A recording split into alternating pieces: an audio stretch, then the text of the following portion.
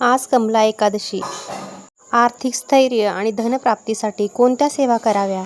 27 मे 2026. अधिक महिन्यातील सर्वात पहिली पवित्र तिथी म्हणजे कमला एकादशी, परमा एकादशी असेही म्हणतात. तर दर 3 वर्षांनी येणाऱ्या पुरुषोत्तम मासात भगवान विष्णूंची आवडती तिथी म्हणजेच कमला एकादशी. याला दूध शर्करा योग म्हटले पाहिजे. 27 मे 2026 रोजी हा अत्यंत शुभ संयोग जुळून आला आहे. भगवान विष्णू आणि माता लक्ष्मीला समर्पित असलेल्या या एकादशीचे महत्त्व, या एकादशीला अधिक महत्त्व आहे. या दिवशी माता लक्ष्मी, श्रीहरी, भगवान विष्णू यांची आपल्याला घरात पूजा करायची आहे. या दिवशी उपवास केल्याने देखील आपल्याला अनेक फायदे होत असतात. अधिक महिन्याचा स्वामी स्वतः भगवान विष्णू म्हणजेच पुरुषोत्तम आहेत. अशातच येणारी एकादशी विष्णू उपासनेची दुप्पट संधी मिळवून देते.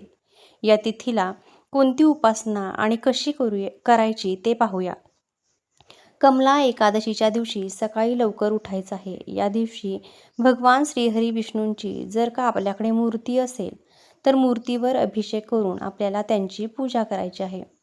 फोटो असेल तर फोटो स्वच्छ पुसून घ्या किंवा आपल्या सर्वांच्याच देवघरामध्ये बाळकृष्णाची मूर्ती असते, पांडुरंगाची मूर्ती असते, त्यावर देखील तुम्ही पाण्याने, दुधाने, पंचामृताने अभिषेक करून पूजा करू शकता.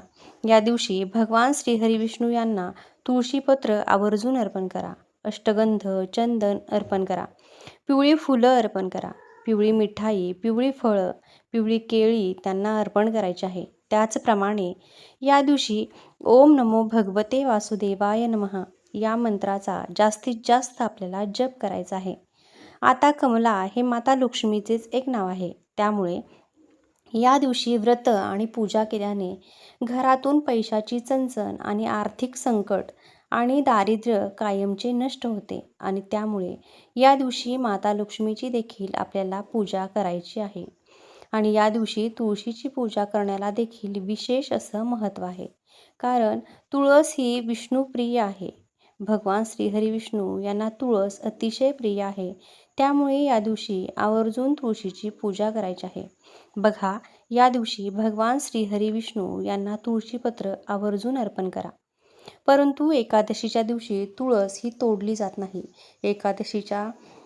एकादशीला तुळशीला पाणी घालू नये यासाठी तुम्ही आजच मंगळवारी तुळशीपत्र तोडून ठेवू शकता आणि ज्यांना शक्य नाही त्यांनी उद्या एकादशीच्या दिवशी तुळस जर का नाही भेटली तर तुम्ही विकत आणून घ्या.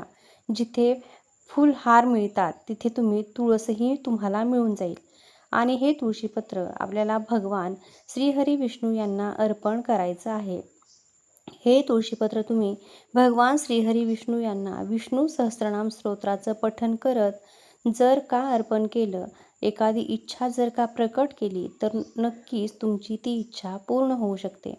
आता या दिवशी आपल्याला तुळशीजवळ ही एक वस्तू ठेवायची आहे. आपल्या घरातील देवपूजा झाल्यानंतर आपल्याला तुळशीची देखील पूजा करायची आहे. आता या दिवशी तुळशीला पाणी अर्पण केलं जात नाही. त्यामुळे आपल्याला तुळशीला फक्त हळदी कुंकू, अक्षता अर्पण करून आपल्याला एक दिवा लावायचा आहे. दिवा लावताना शुद्ध गाईच्या तुपाचा दिवा घ्या. यामध्ये आपल्याला थोडीशी हळद टाकायची आहे. शक्य झाल्यास एक लवंग टाकायचे आहे आणि असा दिवा आपल्या माता तुळशीपुढे बघा. आता तुळशीपुढे आपल्याला लावायचा आहे. सकाळी पण दिवा लावा आणि संध्याकाळी देखील दिवा प्रज्वलित करायचा आहे. बघा, एकादशीला तुळशीची पूजा करण्याला अधिक महत्त्व आहे आणि अधिक महिन्यामध्ये दीपदान करण्याला देखील महत्त्व आहे.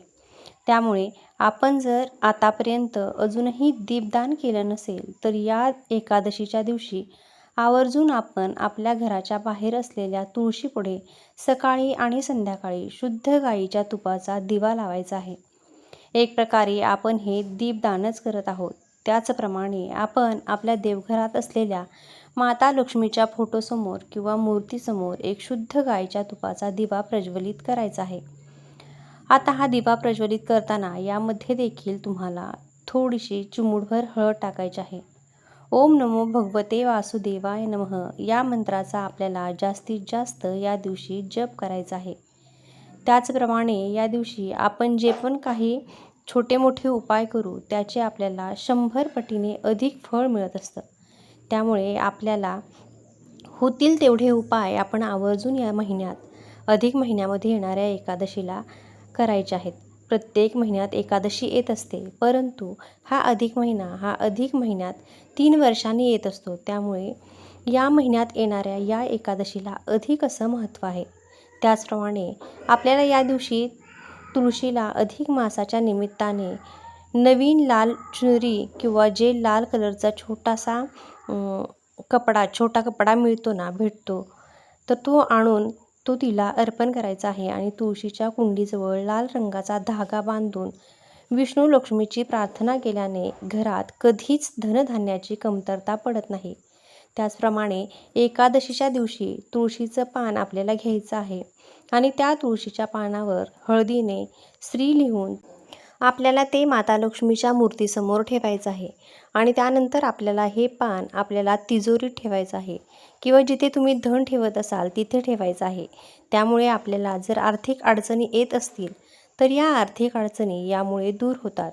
पहा, अधिक महिना हा श्रीहरी भगवान विष्णू यांना समर्पित आहे आणि एकादशी तिथी देखील श्रीहरींना समर्पित आहे. त्यामुळे या महिन्यात जास्तीत जास्त भगवान श्रीहरी विष्णू यांची उपासना करायची आहे.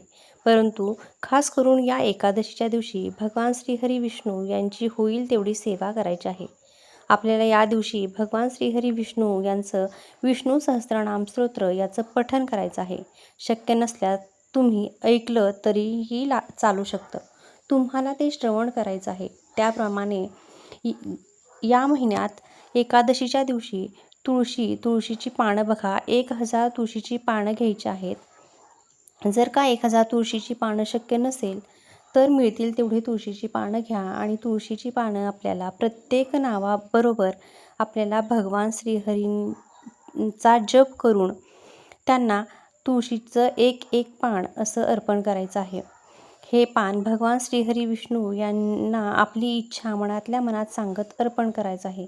जर का तुमच्याकडे 1000 पानं नसतील तर एक पान जरी असेल तर ती हातात घ्या. 1000 भगवान श्रीहरी विष्णूंची नावं घ्या आणि सगळ्यात शेवटी हे पान विष्णूंना अर्पण करा. त्याचप्रमाणे भगवान श्रीहरी विष्णू यांना तुम्ही जो पण काही नैवेद्य भोग अर्पण करणार आहात त्यामध्ये देखील आपल्याला तुळशीचं पान न विसरता टाकायचं आहे. जो कोणी अधिक मासात विष्णू सहस्त्रनाम करतो तो पूर्वजांच्या पापापासून मुक्त होतो. त्याला त्याच्या पूर्वजांचा आशीर्वाद मिळतो. त्यामुळे त्याची प्रगती होते आणि त्याला सुखी जीवन मिळते. म्हणजेच त्याच्या जीवनातील अडचणी ह्या दूर होतात. त्याचबरोबर बघा, या संपूर्ण अधिक महिन्यामध्ये ज्या काही सेवेला महत्त्व आहे परंतु ते प्रत्येकाला शक्य होत नाही. परंतु आपण एकादशीच्या दिवशी आवर्जून आपल्याला गायीची पूजा करायची आहे किंवा गायीला ही एक वस्तू खायला घालायची आहे.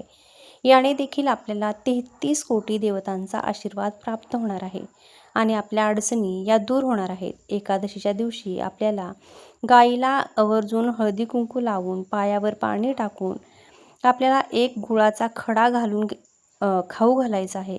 गुळाचा खडा तुम्ही तुमच्या हाताने खाऊ घालायचा आहे किंवा तुम्हाला केळी या दिवशी गायीला खाऊ घालायची आहे. याने देखील आपल्या घरात असलेल्या आर्थिक अडचणी दूर होतात आणि आपल्याला 33 कोटी देवतांचा आशीर्वाद मिळतो. अशा पद्धतीनंच आपल्याला कमला एकादशी ही साजरी करायची आहे. तुम्हाला यापैकी कोणतीही एक जरी सेवा करायला मिळाली तरी तुम्ही करू शकता, पण ती सेवा मनोभावे करा. अशाच महत्त्वपूर्ण आणि आध्यात्मिक माहितीसाठी आपल्या PK क्रिएशन अँड व्लॉग्स या चॅनेलला नक्की सबस्क्राईब करा. व्हिडिओ आवडला असेल तर व्हिडिओला एक लाईक करा आणि हाईप ही नक्की द्या. धन्यवाद.